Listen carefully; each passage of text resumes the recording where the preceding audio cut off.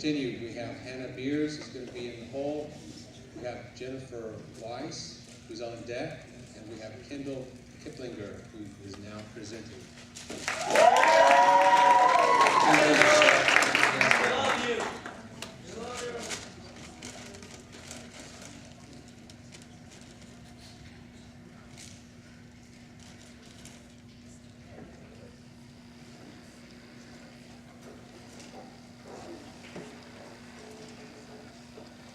I have a confession to make.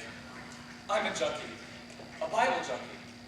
It all started one day when I was sitting on the park bench eating my lunch, and I see this little orange book under the bench. So I picked it up and thumbed through it, and it was a pocket-sized New Testament. And I thumbed through it some more, and then I did it. I read a verse. Now, don't ask me why. Lord knows I didn't want to. I felt so compelled. It was in Matthew, and pretty soon I was through Mark and Luke and heading into John. I tried to stop, but I just couldn't. That was just the start. Then I went on to do bigger things. I read a full King James version with concordance. I just couldn't put it down. I bought about 8 different Bibles and I stashed them everywhere. In my drawers, in the bushes, under the drinking fountain at school. I just couldn't get through my day without a fix of the Word. Oh, that's Atticus slang for the Bible. And I was getting by until one weekend. I went to the mountains and I did it. I forgot my Bible. It's hard to talk about it now. I got the shakes, broke out into cold sweat. Don't think I'd be here today if a Boy Scout hadn't recited me John 3:16 for 4 hours straight. Well, then, of course, my so-called friends found out. I mean, I may have been reading a lot, but I wasn't blind.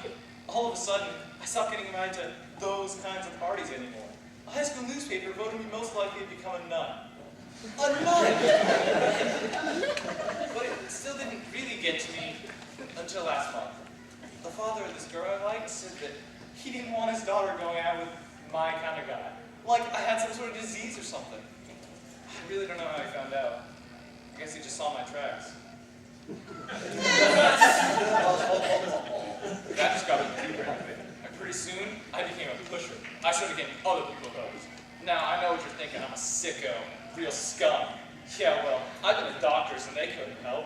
They tried putting me on dosages of Reader's Digest. They just put me to sleep. I didn't know where else to turn. My friends deserted me. The doctors couldn't help. And then I slowed down. And instead of just reading the Word, I started believing it.